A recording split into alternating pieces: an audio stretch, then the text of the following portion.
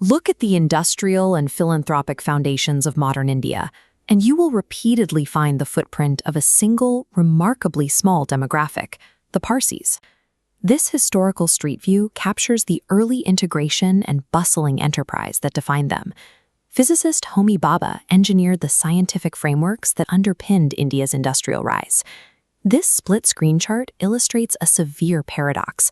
On the right, the rising bar graph shows the accumulating assets held by Parsi philanthropic institutions, a vast reservoir of wealth. But on the left, the line graph tracks the community's population. From its colonial heights, the number of Indian Parsis has plummeted to fewer than 60,000 today. These divergent metrics tell a clear story. A community does not amass this much institutional capital if it is failing financially. The steep population drop alongside rising wealth indicates a systemic failure to reproduce and integrate its own members.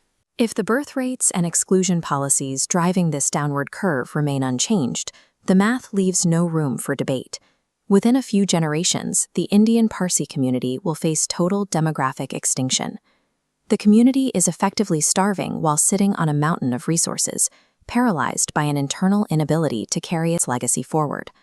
The primary mechanisms driving this decline are strict social rules. The community enforces rigid endogamy, requiring Parsis to marry other Parsis, while actively excluding the children of Parsi women who marry outside the faith. Combine this with increasingly delayed marriage ages, and the population inevitably shrinks. These rules have created intense administrative gridlock within philanthropic bodies like the Bombay Parsi Panchayat.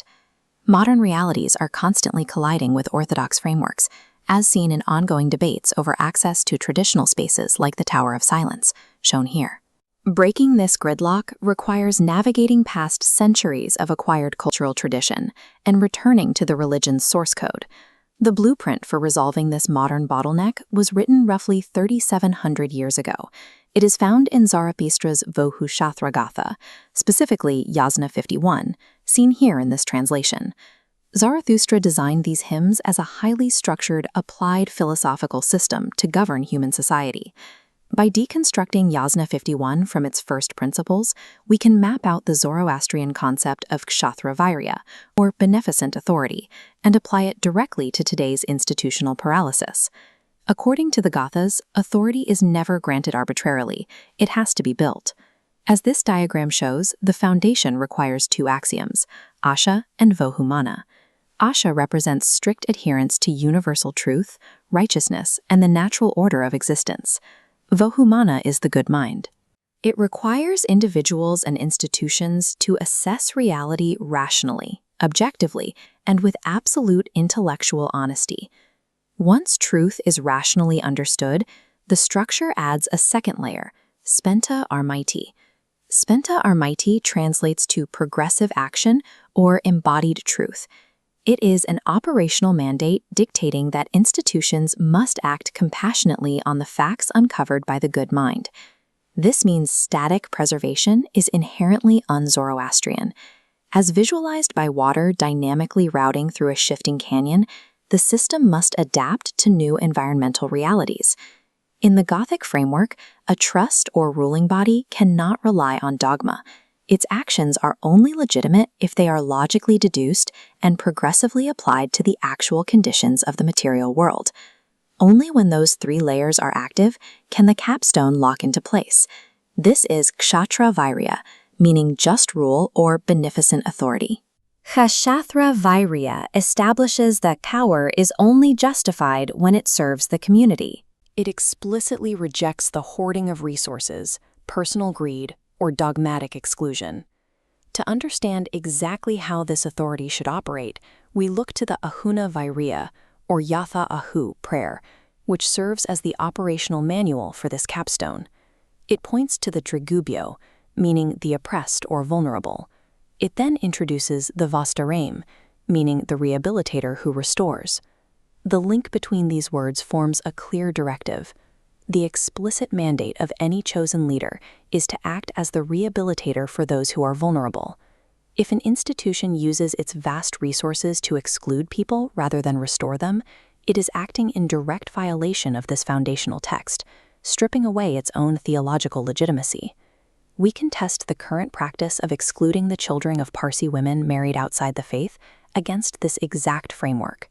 Yasna 53 provides a direct precedent. In it, Zarathustra addresses the marriage of his youngest daughter, Vohukhshthra. He does not command her whom to marry. Instead, the text instructs both men and women to consult their own unclouded intellect and enter the partnership as equals. This illustrates the concept of varana, or free choice. It is a universal right embedded so deeply in the religion that it applies to all individuals, regardless of gender. You won't find justifications for slavery, caste systems, or gender discrimination in Zarathustra's teachings. As this balanced scale represents, the texts demand absolute equity.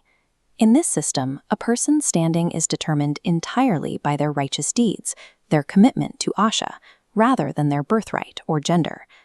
Because the foundational texts mandate intellectual autonomy and equality, the gender-based exclusions enforced today are not theological requirements. They are culturally acquired political tools. When we take this ancient Gothic architecture and overlay it onto the modern Parsi crisis, the gridlock breaks. The institutional bottleneck shatters, allowing previously trapped philanthropic wealth to flow outward and distribute evenly across a wider network. Under the rule of Kshatriya Varya, Parsi trusts are obligated to act as the rehabilitator. Their purpose is to actively mobilize assets to sustain the living community, rather than acting as gatekeepers to a shrinking faction. This directly addresses the demographic collapse and the fiercely debated issue of interfaith marriages, like the traditional Parsi wedding seen here.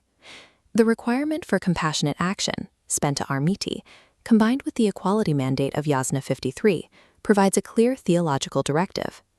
The community must recognize and include the children of Parsi women who marry outside the faith.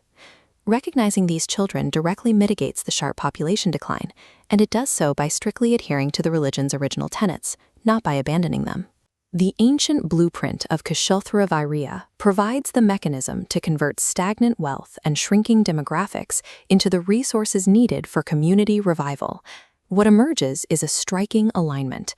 As these two pillars illustrate, the ancient philosophy of the Gathas merges seamlessly with the best principles of modern constitutionalism.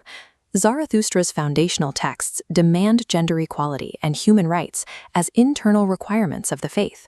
This culminates in the overarching Gothic goal of Frasho Careti, the continuous renovation and perfection of existence. The Gathas were never designed as a static relic preserving a dying order. They form an active framework intended to drive continuous, vibrant societal progress. Ensuring the Parsi legacy in India relies on the active, joyous, and progressive mandate of the Vohukhshthra Gatha. The community's survival hinges on this return to original principles, shifting from stagnant orthodoxy toward a model of continuous renovation.